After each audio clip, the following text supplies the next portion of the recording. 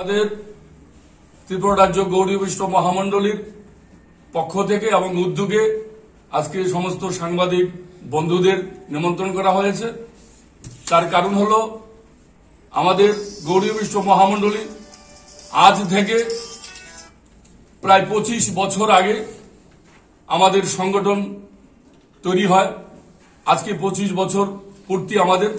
25 বছর পূর্তি উপলক্ষে আগামী 10ই ফেব্রুয়ারি অর্থাৎ আগামী পরশু শনিবার আমাদের স্থানীয় আগরতলা পুরাতন জেল সংলগ্ন যে ক্ষুদিরাম বসু স্কুল মাঠ, সেখানে আমরা এক ঐতিহাসিক ভক্ত সমাবেশের আমরা আয়োজন করেছি এবং হাজার হাজার ভক্তবৃন্দ নিয়ে আমরা শ্রী চৈতন্য মহাপ্রভুর সন্ন্যাস লীলার যে 514 বছর যে পূর্ণ হয়েছে, আমরা সংগঠনের পক্ষ থেকে আমরা সেটা বিভিন্ন ঐতিহাসিক গ্রন্থ থেকে আমরা বের করেছি যে চৈতন্য মহাপ্রভু সেই 514 বছর যে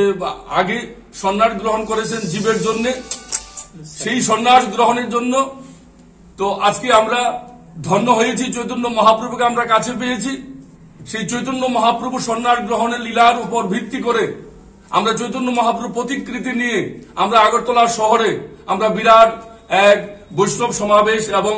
বর্ণাঢ্য শোভাযাত্রার আমরা আয়োজন করেছি এবং চৈতন্য মহাপ্রভু প্রতিকৃতিতে আমরা পুষ্প চন্দন ইত্যাদি আমরা অর্পণ করে চৈতন্য মহাপ্রভুকে গভীর শ্রদ্ধা জানাতে চাই। আমি সমস্ত ত্রিপুরাবাসীর কাছে আমি বলতে চাই যে আমাদের যে প্রতিহিংসা ইত্যাদি দাবানল থেকে মুক্ত হয়ে বিশ্ব শান্তি বার্তা আমরা যেন সকলকে দিতে পারি এবং চৈতন্য মহাপ্রভুর প্রেম ধর্মের উপরে যে জীবে প্রেম, শুধু জীবে প্রেম নয়, সমস্ত বস্তুর প্রতি যে প্রেম স্থাপন করা চৈতন্য মহাপ্রভু শিক্ষা দিয়েছেন যে প্রত্যেক হৃদয়ের মধ্যে গোবিন্দ অবস্থান করছেন, পরমাত্মা অবস্থান করছেন। সেই শিক্ষা দিয়ে আমরা জাতি বর্ণ সকলের প্রতি প্রেম স্থাপন করে আমরা ঐতিহাসিক এক মহা সম্মেলনে আমরা মিলিত হতে চলছি। আমি সমস্ত ত্রিপুরাবাসীর কাছে প্রার্থনা জানাচ্ছি যে আপনারা যথাসময়ে এই চৈতন্য মহাপ্রভুর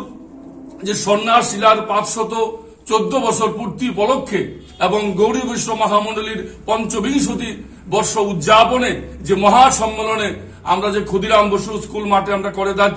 করতে যাচ্ছি, সেই সম্মেলনে যোগদান করুন।